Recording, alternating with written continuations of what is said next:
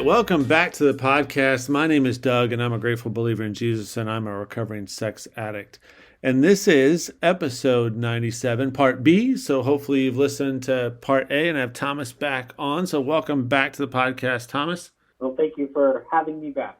All right, we're excited. I love part B. Love to get some closure on those stories. We were talking kind of off air, I guess, right before this started about the distance between when we recorded part A and part B. It's a little longer than what I typically do. So just that need for closure, we were feeling it in real time. So as a listener of the podcast, hopefully you just had a couple days between. So it wouldn't be too much waiting there. But we love part B because that's the hope and the freedom, and that's the healing that is beginning from a journey. I think part A is important because we need to know, how did people get there? What can we identify with? And that's really where we can know we're not the only ones that struggled in that way or had been dealt a bad hand or so many different things that we can identify with. But then we can look into how we can all find that hope and healing. So if you are listening, this is the first podcast that popped up in whatever podcast listening device you use, whether iTunes or Podbean or whatever that is. If this is the first one that popped up, you may want to go back and say, let me listen to part A first before I listen to part B. Just give some context around that. So, Thomas, let's jump into kind of the end of part A there. What would you say is like the event, the crisis, the epiphany, the mental piece that pushed you into, I got to find some recovery and some help and healing? Well, it started probably about 8 years ago when my wife and I, that's when I really started to suspect that she was cheating on me. It was, I don't know, an epiphany, if that's the right word, or if it was the Lord, just in a weird way, just putting his hands on us. She was out of town and she did, her thing, but I don't know. At that point, I just felt like there was something going on, and that phone call was a very interesting phone call. I cried basically to her and just told her that, I'm sorry. This is my struggles. I feel like I wasn't the husband and, the father to our child that I needed to be, and laid out a portion of what was going on in my life. Just felt like it was completely the Lord that was driving that conversation. And that was the start of it. It was a slow process. We opened up a lot of doors, and those doors stayed open. The process, we both hurt each other for a couple of, over the first couple of years, and I don't know what that stems from or how that, played out, but it was just, I know I was really not fair to her and not the way I should have been. And, it led to eventually just setting things aside and got basically a job offer and decided, like I said, just to move away. California was just not working for us, and we ended up in Connecticut. A job basically moved us out of here, and kind of just left things, on the table, and living life for a year or so. And a friend of my wife's invited us to get a hold of her pastor. We were kind of struggling again, and to kind of get in contact with that counseling. And we just said, hey, let's try to get some healing. And for me, it was just tiptoeing, because it was like I'm opening up all of these wounds again, and all of these issues in our marriage. And, I didn't really want to bring them back up again. And sure enough, we just sat down and felt like the Holy Spirit really just brought us to that, our pastor and his wife. And we just had marriage counseling a couple of times, and I felt very convicted that I was getting free marriage counseling from from at that point from our pastor that we have now. So we just decided to start going to church, and that was probably 5-6 years ago, maybe a little bit longer. But in the process, it was that was ultimately the big push, basically, of trying to get myself straight and to get our marriage straight. Yeah. And that just sounds like a unique pathway towards getting there. That, I mean, it's not definitely, sometimes it's a big explosion or a big crisis and a lot coming to a head quickly. But, you're talking about with what's going on with your wife and what the Holy Spirit did within you to bring up confession through that. Like, it's definitely a unique path. And then, of course, how I just always think it's kind of a beautiful thing when so many people turn to the church for help in times of crisis. And I think that there's something in our DNA that we know, like that is a place of healing and a place of hope. And yeah, we hear horror stories sometimes of pastors that say the wrong things. They're human, but ultimately we kind of turn our eyes and our hearts to those places because we know that's how they're designed. So it's always a good first step. One of the things we enjoy doing at Castimonia is talking with church leaders just about here's resources to use or to give out and help guys know that we're around for this because there's such a need for that, and it's really pretty specialized at times. But yeah, I just think there's some beauty in that in your story. And starting to do that, and even kind of overcoming that. This is probably just as good as it's going to get, or every marriage has problems, and so we're just going to ride this wave of our marriage is fine, instead of like digging in, which is what you did. Like, we're going to do more than that. We're gonna actually try to make our marriage better.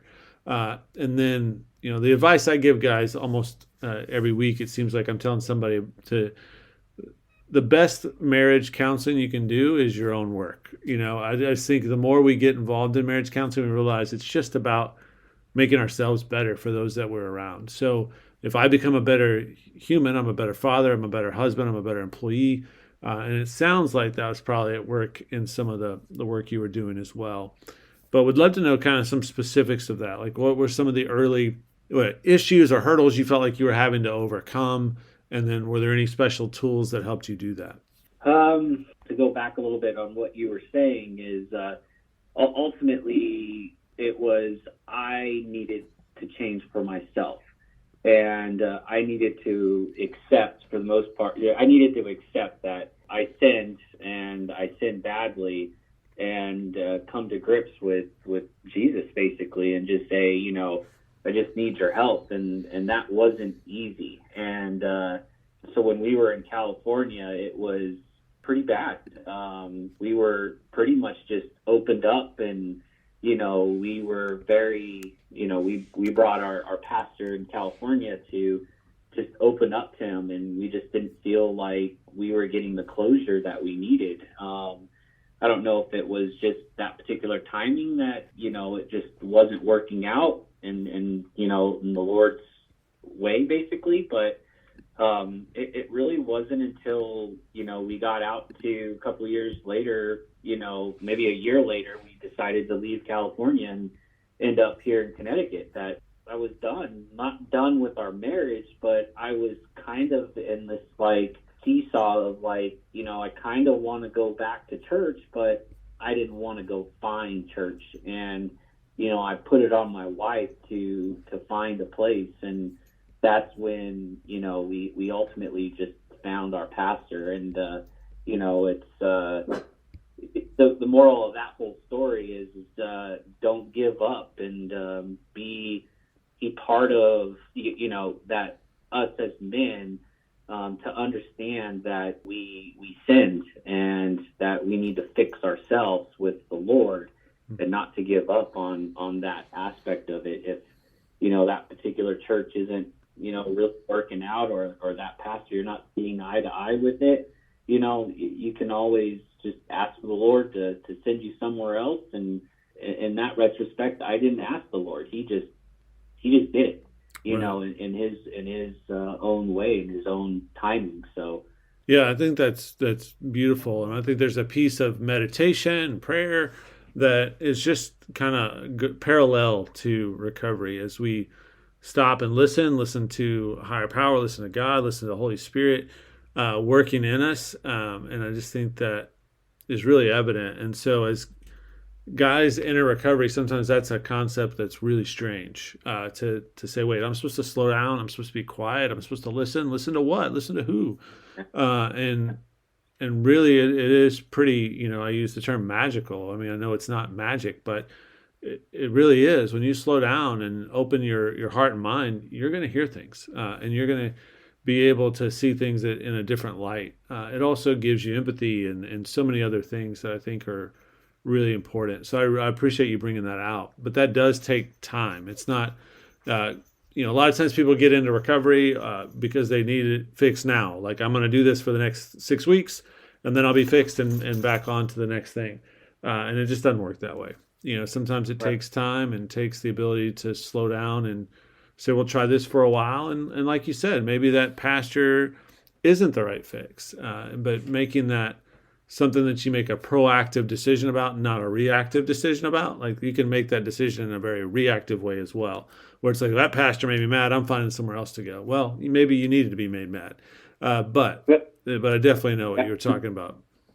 that's exactly what I was going to say. I kind of wanted to back up and just be like, you have to be receptive and vulnerable to your pastor enough to allow him to give you constructive criticism. And there's signs that obviously you'll see that it's just not working out, that you need to leave and move on. But my pastor now, sometimes I don't like what he says, but that drive home, it really hits me, and I'm like, you know what, he's right. He's 100% right. And I can't just take off and leave him and say, no, I'm not gonna go that way, or I'm gonna go find another pastor. Sometimes you just need that kick in the butt, basically. Yeah, right.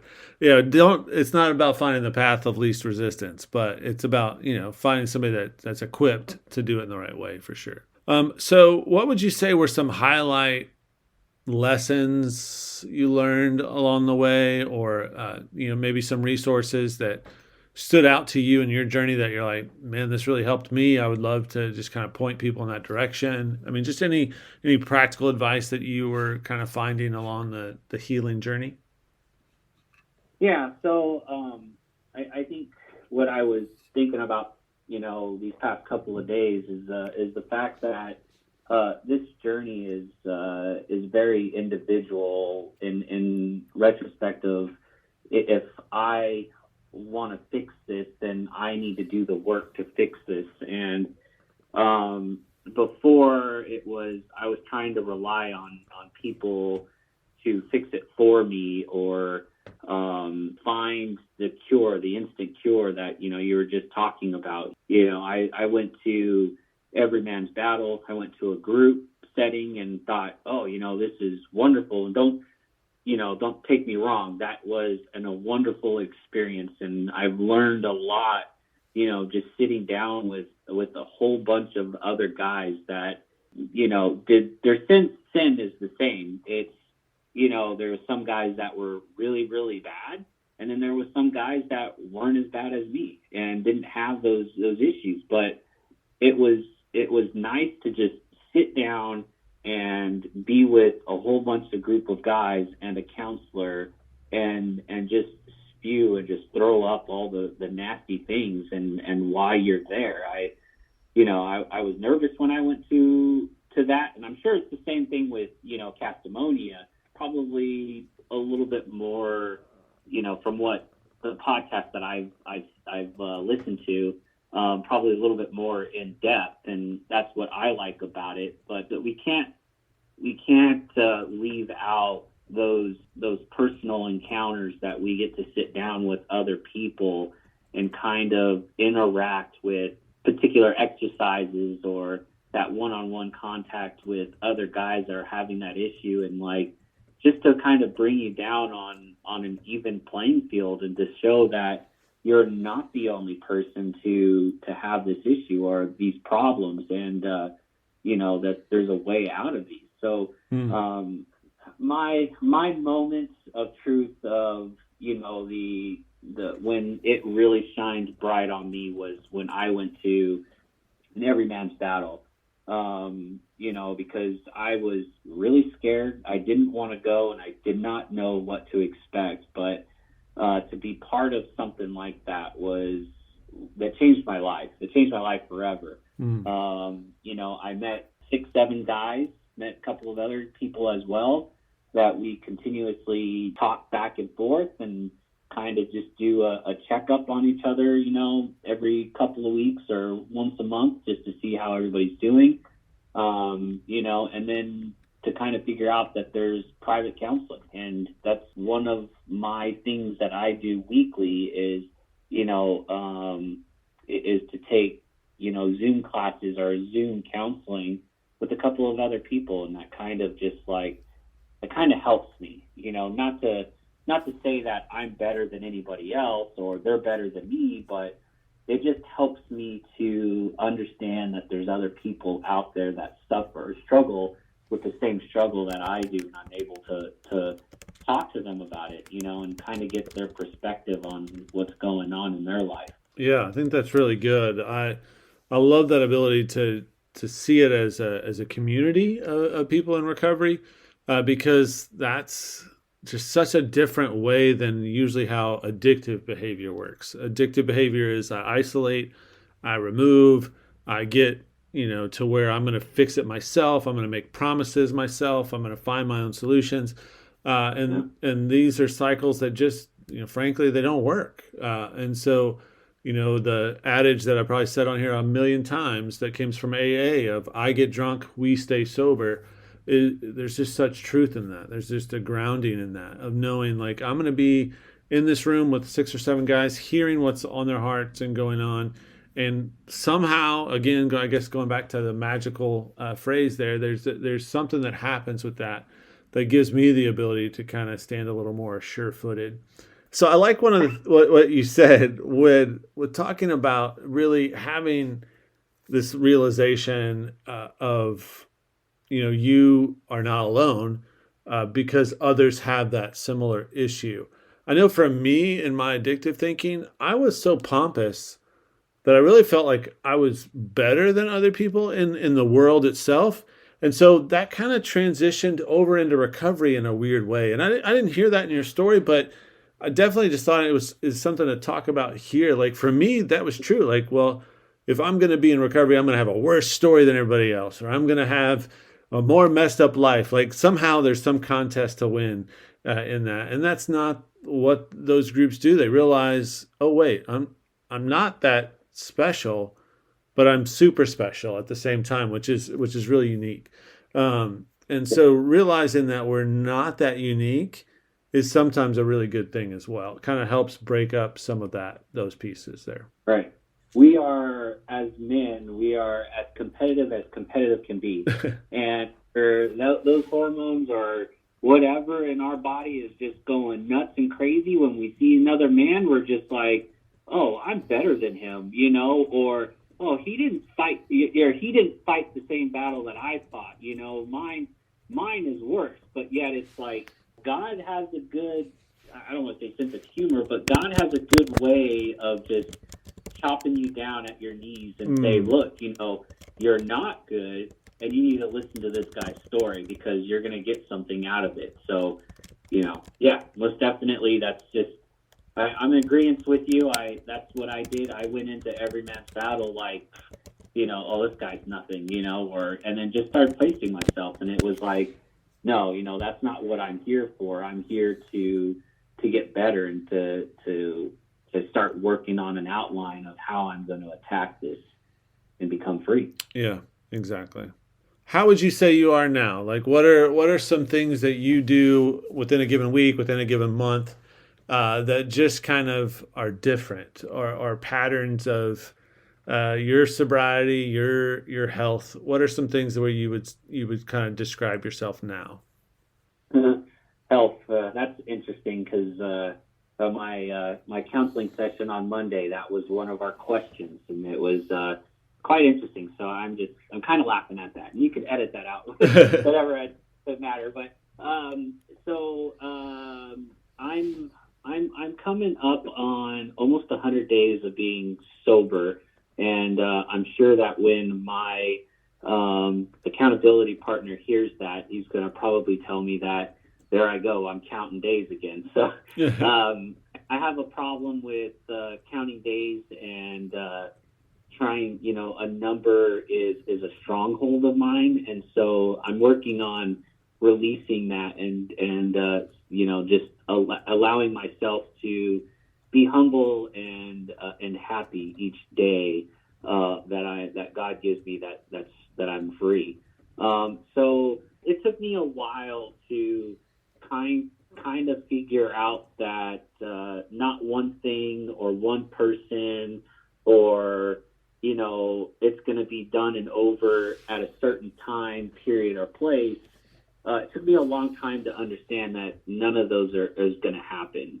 And I had to attack me personally. I had to be opened up. I had to be open about all of my deep, darkest secrets. I had to bring my wife into my life, and I had to tattle on myself, to be honest with you. So, when if it's a normal week and I'm home that week and I'm not traveling for work, then Mondays are my counseling sessions. It's a mandatory thing that I'm not allowed to leave unless I'm sick.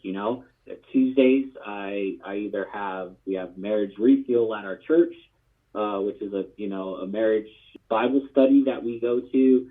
There might be a men's Bible study on Tuesday, but for the most part, I'm submersed into some type of Bible study on Tuesday.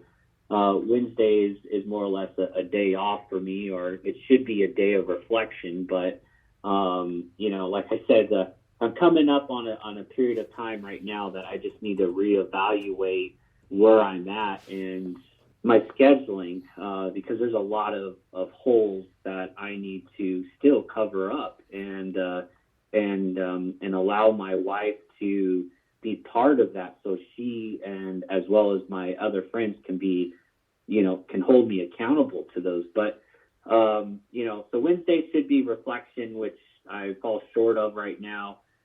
Thursdays are more Bible study. That's not necessarily Bible study, but that's youth group for our teens, and then they hold another Bible study. So yeah, sorry. And then Fridays is a very good one for us. It's a Target 10-10, and that's basically, it stems from recovery, and it's still kind of just like every Friday you go in and it's just a particular topic that we sit down for an hour and we all discuss as male, female, husbands and wives, whatever, that in a big group, and then we separate and we have like 30 minutes to an hour of just same sex, just communication, so with our guys. And then Saturdays is kind of just doing what everybody else does on a Saturday, and then Sunday is church as well. So in retrospect, I think the reason why I just gave you my whole week into detail is the fact that for me personally, I have to be submerged in the Word. I have to have God in my life and present in my life. And if I don't, then that's when I start to have a lot of issues and I fall off that track really quickly. And, on a side note, right now, I'm not really in a good place. I feel like the Holy Spirit's not with me right now. I'm struggling with that aspect of like the flesh is just wanting to say, hey, see, look, God's not here for you right now. Let's you see that beautiful woman over there, that's bad. And I've been fighting a lot in the flesh, and I'm not going to the Word like I should be, and that's what's difficult. And right now my counseling is just trying to understand that and not allow the flesh and the enemy to take control of this process of my life and allow me to do something that I'm going to regret. So there's there should be bi-weekly. I'm trying to keep that bi-weekly one-on-one counseling with my pastor. We specifically are setting a schedule to just go through my childhood, and the key there is to say it, to pray about it, and to just release it. And not only basically for me, just to forgive who I need to forgive myself, to forgive the damage, and just start working on me individually, because, it's a very, this addiction is very selfish, and what we did was very selfish. And I need to learn to, let that go and do things for others. And so I have bi-weekly meetings and stuff like that I take part of to do. And then, in the mix, I have 3 kind of amazing guys that I feel like the Lord just gave me in our life that associate with just my accountability. But accountability, that I don't know if the word accountability is accountability. I don't phrase these guys as my accountability partners, even though that's what they are. And just to kind of give a real quick, brief description is there's 4 people in my life that help me on a weekly basis just to survive a week and to understand and to press on to the Lord when I need him. And one of my accountability partners, him and his wife, went through the exact same thing that we did, me and my wife. So it's good that both my wife and I can embrace a couple that went through the exact same thing and are free.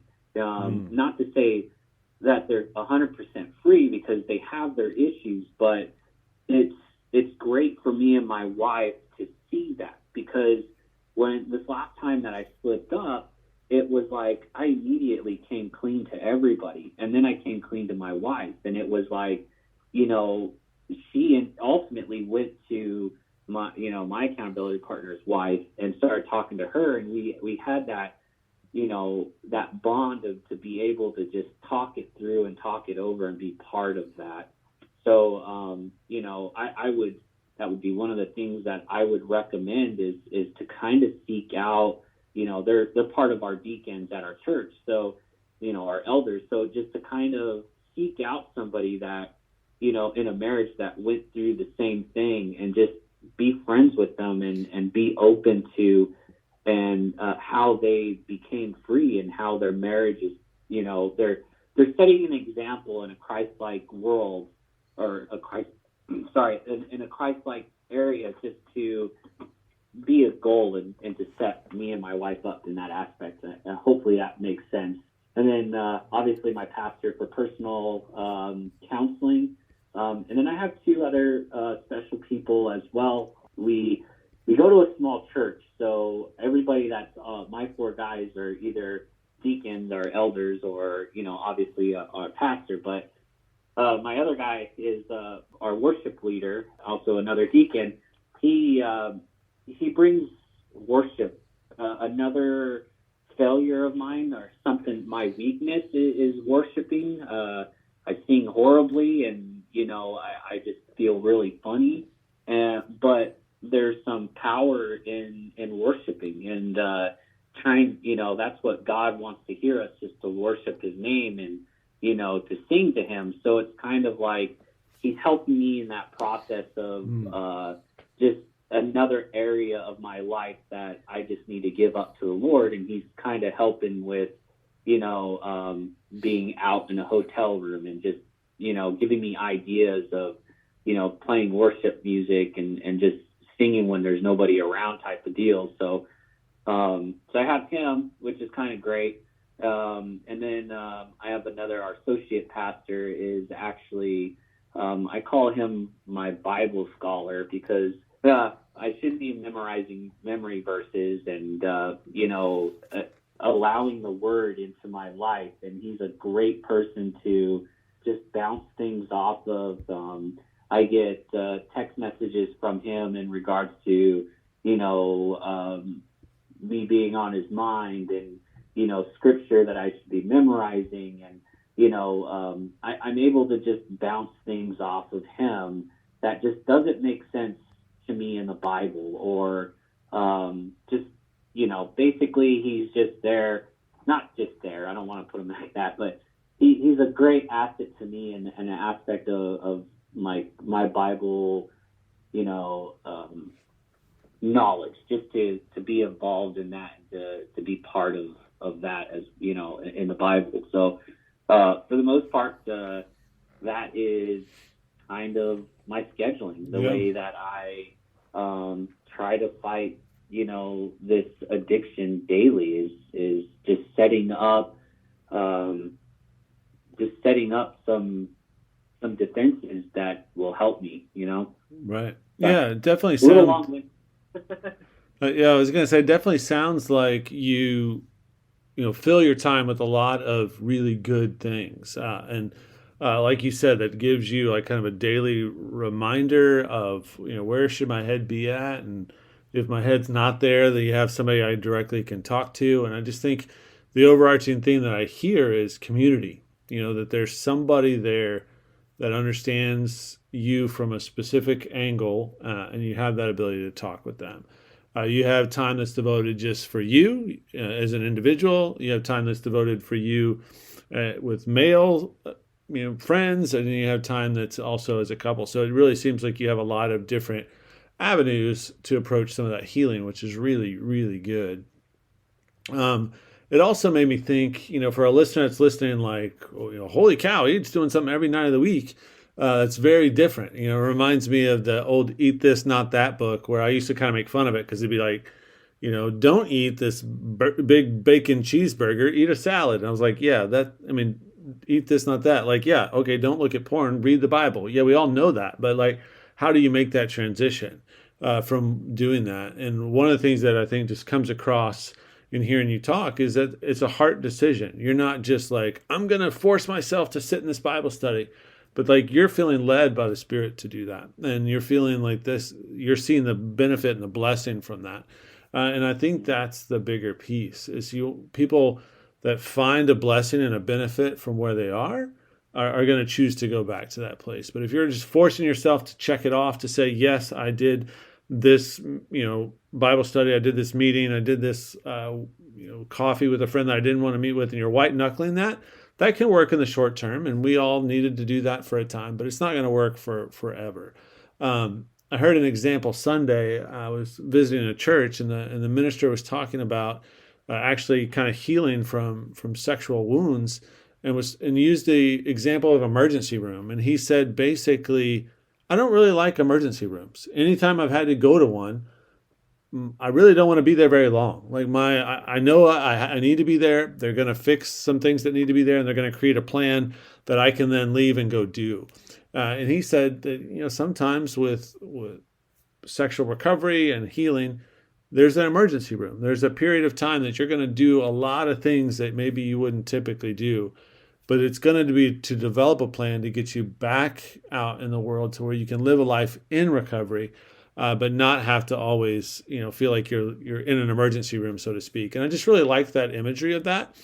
Because I could see that in my own life as well. That there was times I was going to 6 meetings a week and felt like everything I did was read a book or talk to somebody in recovery. And I needed that. I needed that because that was my emergency room.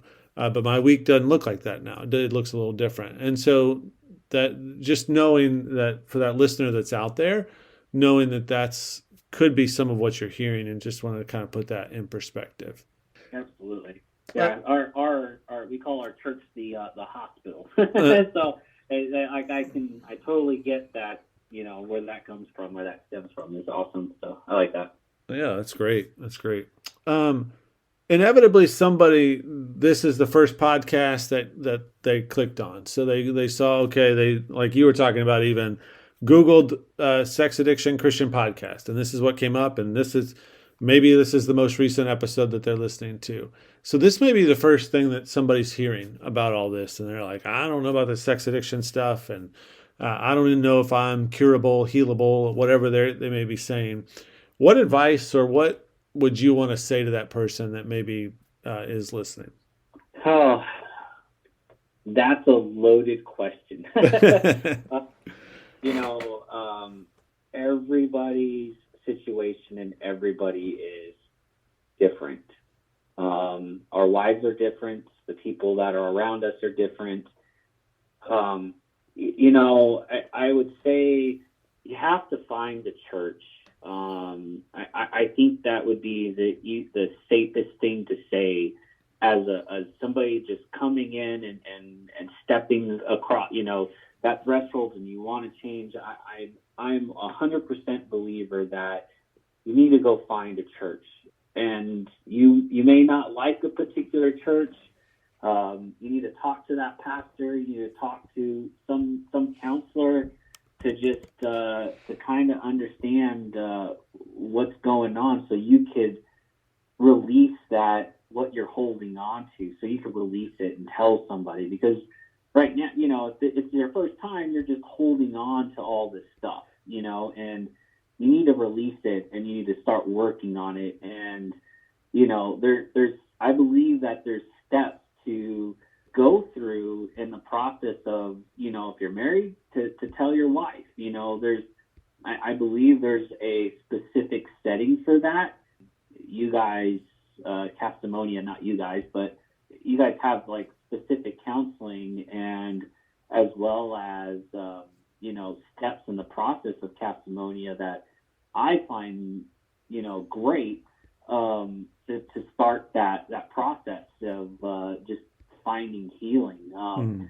But I mean, it comes down to me. If I had to say something, it would just be like, you have to find a church, find a Christian counselor, somebody that is in the mindset that they're looking out for you, that you know Christ, and that you're working on that relationship with Christ, and that want to see your marriage thrive in a Christian aspect. They don't want to see a divorce. They don't want to see, you know, you guys splitting up your family if you have kids, or whatever the case may be. They want to see the miracle of Jesus just working in your life. And you know, you might not find that church immediately. You might bounce around back and forth, but you know, it'll come.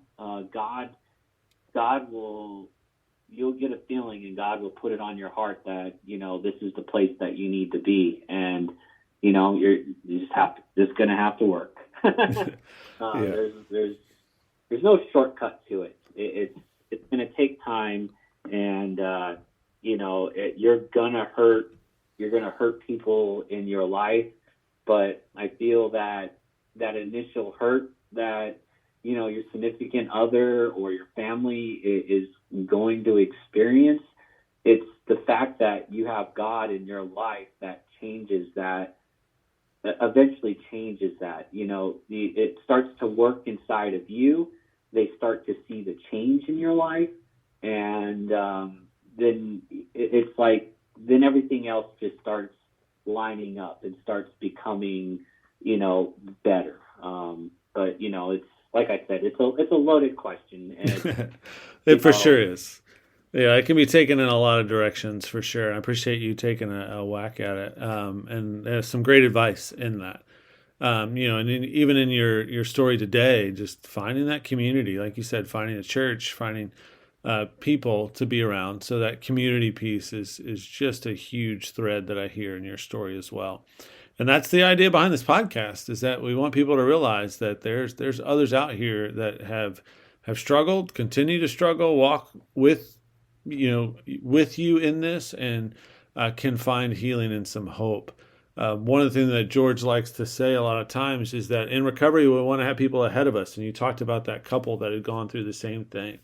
People you can look to say, okay, they made it through it, or he made it through it, I can make it through it. And you want to have people beside you. Those are the groups that you meet with to say, I'm struggling with this, or what do you do in this situation? And just talk about it as a guy you're walking beside. And then eventually you want to have guys that you're walking in front of, not in a pompous way, but just in a way that we are using our gifts, our step 12, our all those kind of things to be able to help others, because that's just a different view than maybe that addictive pattern was. And so I think your story really lends itself to that imagery as well. So I appreciate that.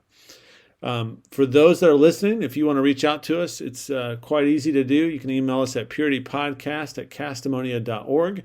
And one of us will get right back to you, either George or Chris or I, and we will be happy to talk with you. If you have a specific thing you need on the podcast, we can start to do some research on that. If you want to be a guest on the podcast, let us know. Again, that's puritypodcast@castimonia.org. And Thomas, I just want to say thank you. Thank you for your heart and your vulnerability, and thank you for your story and being able to share that. Well, I appreciate you guys. It helps out a lot to have you guys as a major resource in my life. I've listened to all the podcasts, and I have a bookshelf full of books. It's a good resource, and it's most definitely something that should be in, everybody's arsenal. If it's not, is Castimonia, this podcast. Thank you. Awesome. Well, yeah, thanks for that. And we're glad that there's people out there that are listening and that it makes a difference in their lives for sure. And for those listeners that are out there, just remember that on this road of recovery, you are not walking alone.